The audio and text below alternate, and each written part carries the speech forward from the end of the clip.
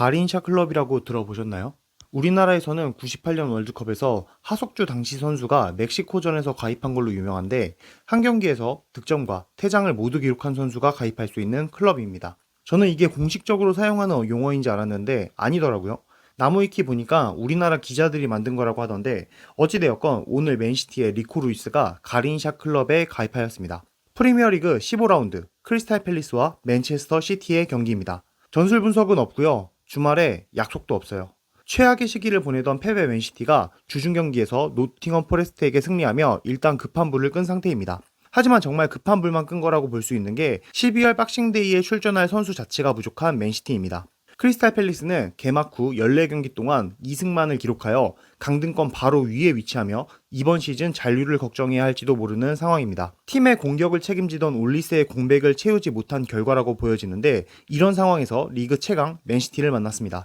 수정궁은 자신들의 홈에서 맨시티에게 승리하지 못한 지 10년이 다 되어갑니다. 2015년 경기에서 승리한 기억까지 올라가야 하는데 원정까지 포함하더라도 승리한 기억은 2021년까지 거슬러 올라갈 정도로 맨시티에게 약한 모습을 보이고 있는 수정궁입니다. 맨시티 상황이 정말 좋지 않습니다. 진짜 엔간하면 좀 놀리면서 이야기할 텐데 상황이 진짜 심각합니다. 벤치에 앉은 자원을 보면 골키퍼를 제외한 7명의 선수 중 도쿠와 그릴리시 빼고는 우리가 알만한 선수가 없습니다. 벤치 명단만 보면 이제 막 승격한 팀이라고 해도 믿을 정도 있는데 맨시티 팬이 아니고서는 심슨 퓨지 정도만 알 것 같고 나머지 선수들은 그다지 기억이 남지 않는 교체 자원입니다. 그나마도 심슨 퓨지는 챔스 데뷔전, 리그 데뷔전 다 말아먹은 기억이 나는데 앞으로 거의 4, 5일 정도 텀으로 벌어질 남은 12월 일정을 어떻게 버텨낼지가 더 걱정입니다. 경기를 좀 보면 2대2 무승부를 기록하며 수정궁이 나름 만족할 만한 결과를 가져왔습니다. 경기 후반 리코 루이스의 퇴장으로 11대 10의 경기가 만들어진 걸 생각하면 수정궁은 내심 승리하지 못한 게 아쉬울 수도 있겠습니다. 수정궁은 잘했으니까 수정궁부터 볼까요? 2명 정도 이야기하고 싶은데 윌 휴즈와 막상스 라크로아입니다. 이번 경기 윌 휴즈 컨디션이 12시였습니다. 일단 이 경기에서 나온 2골 모두 어시스트를 기록하며 맨시티 수비진을 흔들었고 수비 시에도 왕성한 활동량을 가져가며 맨시티 공격진의 활로를 막았습니다. 기록을 보아도 지상경합 5회 중 4회 승리, 몸을 날리는 수비를 보여주었는데 볼 소유를 11번 잃었다는 것이 다소 아쉬울 수는 있으나 그만큼 휴즈를 통해서 가는 공격 전개가 많았다는 방증이기도 하니까 이 부분은 익스큐즈 해주어야 합니다.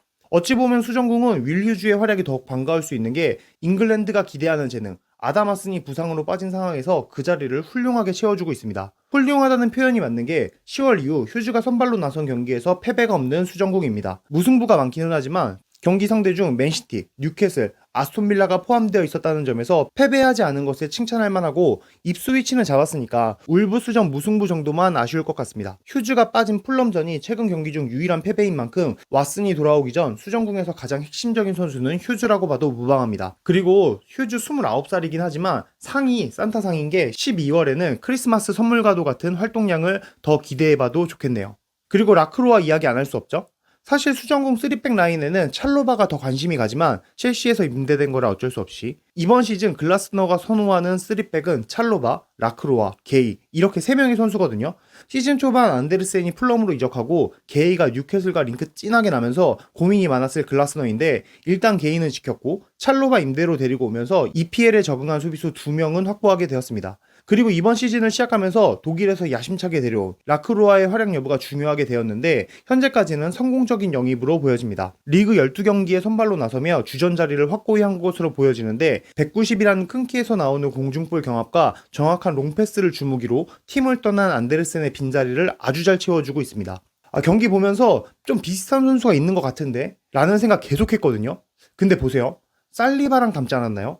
제가 보기에는 얼굴에 점 찍었나 안 찍었나로 구분하는 아내의 유혹 민소희급인데 실제로 스탯도 비슷하게 찍혀서 가성비 살리바로 유용합니다. 그럼에도 큰 차이가 있는 게 중앙 수비수 치고는 패스 성공률이 너무나도 낮다라는 단점이 있어서 후방에서부터 빌드업 축구를 구사하는 팀에서는 그다지 큰 매력을 느끼지 못할 수도 있겠습니다. 여하튼 오늘은 나름 높은 패스 성공률과 정확한 전환 패스, 세트피스에서 성공시킨 팀의 2번째 골까지 기록하며 좋은 활약을 보였지만 그럼에도 맨시티에게 2번의 실점을 내주었다는 점에서 수비수 본연의 역할에서는 조금 아쉬울 수도 있는 부분입니다. 이제 맨시티 이야기 해볼까요? 일단 한숨부터 나오는 게 어느 조직이나 문제가 생기면 어디가 문제인지 찾아야 하잖아요. 누가 실수를 계속하고 있는지, 원로하고 있는 사람은 없는지, 심각하게는 팀에게 안 좋은 영향을 끼치고 있는 사람은 없는지. 그래서 범인을 찾아야 하는데 이게 최측근이거나 조직에 중요한 사람일수록 자꾸 못 본 척하고 아니야, 아닐 거야 하고 그러는 경우를 드라마에서 특히나 많이 봤지 않겠습니까? 맨시티에서는 이 비극적인 역할을 카일 워커가 맡았습니다. 오늘 맨시티가 실점한 두 번의 장면에서 모두 워커가 등장했는데 첫 번째 골에서 윌 휴즈의 기가 막힌 패스에 가려졌지만 이때 오프사이드 트랩을 유지하지 못한 게 워커였죠. 두 번째 골에서는 라크로와 프리헤더로 놓아준 마크맨 워커입니다. 실점 장면에서 모두 범인으로 지목될 만한데 워커에게 뭐라고 이야기하는 것도 좀 웃긴 게 워커 90년생으로 만 나이 34살이거든요. 선수로서 황혼기를 달려가는 상황인데 이런 선수에게 기량 저하를 이야기하는 건 실례인 것 같습니다. 특히나 그의 위치가 풀백이라는 점에서 걱정이 커지는데 사실 이건 예상이 가능한 미래였거든요. 앞서 세계적인 풀백이었던 인텔의 마이콘이나 EPL에서 인정받은 첼시의 이바노비치 같이 피지컬을 바탕으로 한 풀백의 급격한 실력 저하는 여러 차례 발생했었습니다. 그리고 다시 폼을 되찾는 건 불가능했고요. 그런 면에서 워커의 폼 저하는 이제 막을 수 없는 상황이라고 보여지는데 워커의 대체자를 찾아야 한다는 결론을 내릴 수 있겠습니다. 팀의 주장, 리그 4연패를 함께한 레전드의 내리막이 당연히 아쉬울 수밖에 없겠지만 문제가 눈에 보이는데 외면할 수는 없기에 맨시티는 이번 겨울 워커의 대체자를 찾아야겠습니다. 그리고 또 한 명의 풀백, 리코 루이스입니다. 맨시티가 포든 다음으로 내놓은 기대되는 유스 자원인 루이스입니다. 실제로 이번 시즌 리그에서만 12번의 선발에 나서며 주전 자리를 확고히 했는데 수비 시 오른쪽 풀백으로 나서고 공격 시 3위 빌드업에서 이 자리에 서며 다양한 역할을 수행할 수 있는 선수입니다. 비슷한 역할을 하는 선수가 첼시의 쿠쿠레아나 귀스토이고 잉글랜드 대표팀에서 아놀드가 비슷한 역할을 수행한 적도 있고요. 이런 역할을 수행하는 선수 중 가장 최적화된 재능이라고 봐도 무방한데 이번 경기에서도 골을 기록하며 팀을 패배에서 구했습니다. 그리고 후반 84분 이번 경기에서 두 번째 옐로우 카드를 받으며 퇴장도 당했습니다. 역전까지 바라볼 수 있던 맨시티 기세에 찬물을 끼얹었고 퇴장 징계로 다음 경기인 맨체스터 더비에도 출전하지 못하는 루이스입니다. 이번 경기도 경기지만 다음 경기에 나서지 못한다는 것이 더욱 치명적인 게 맨시티는 지금 가용 선수 자원 자체가 적어서 롯데 멤버로 내려가는 게 아닌 아예 명단 제외되는 건 타격이 크거든요.